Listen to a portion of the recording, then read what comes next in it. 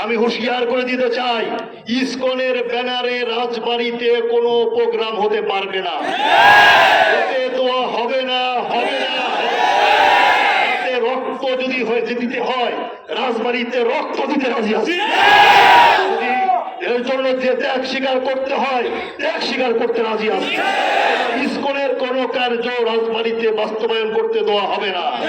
এবং আমি উদাত্ত আহ্বান করি আমাদের সংখ্যালঘু হিন্দু ভাইদেরকে, আপনারা ইসকনকে নিষিদ্ধ আপনারাও করেন, আমরা আপনারা ভাই ভাই মিলে থাকতে চাই, শান্তির পরিবেশ বজায় রাখতে চাই। যদি ইসকনকে প্রশ্রয় দেন, এর দায়িত্ব আপনাদেরকে নিতে হবে।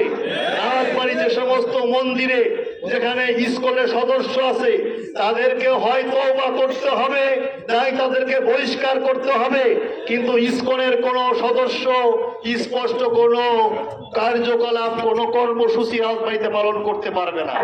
থেকে ইসকনের প্রায় 50 বছর আগে ইসকনের জন্ম, আর ইসকন প্রতিষ্ঠা করেছে, পরিচালনা করে ইহুদি সম্প্রদায়। এই ইহুদি সম্প্রদায় ইসকনের এই গোষ্ঠী হিন্দু সম্প্রদায়ের উপরে চেপে বসেছে। সুতরাং আমরা পরিষ্কার বলতে চাই, রাজবাড়ির যে সমস্ত মন্দিরে এই ইসকনের কার্যক্রম পরিচালিত হয়, হিন্দু ভাইদেরকে দৃষ্টি আকর্ষণ করে বলছি, আপনাদের মন্দির থেকে ইসকনের সদস্যদেরকে বিতাড়িত করতে হবে। যদি আপনারা ইসকনের সদস্যদেরকে বিতাড়িত না করেন, তাহলে মনে করবো ইসকনকে আপনারা লালন পালন করছে।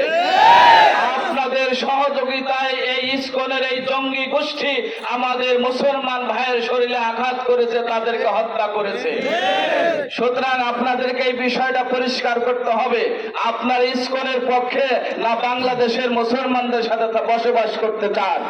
যদি আপনারা এই সাম্প্রদায়িক সম্প্রীতির এই দেশে, ইসকনের কার্যক্রম হলো দাঙ্গা সৃষ্টি করা, ইসকনের আর একটা উদ্দেশ্য হলো এই জমিন থেকে মুসলমানকে মুছিয়ে দেওয়া। তবে এই স্বপ্ন জীবনে বাস্তবায়ন হবে না। আল্লাহর এই জমিনে মুসলমানরা থাকবেই থাকবেই থাকবেই, কি বলেন ঠিক না? ওদের সাথে কোনো আপোষ আছে?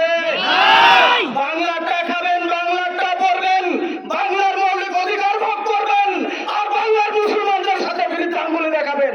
বাংলার মুসলমান এটা মেনে নিতে পারে? এক বিন্দু রক্ত থাকতে আমরা তাদেরকে ছেড়ে দেব না।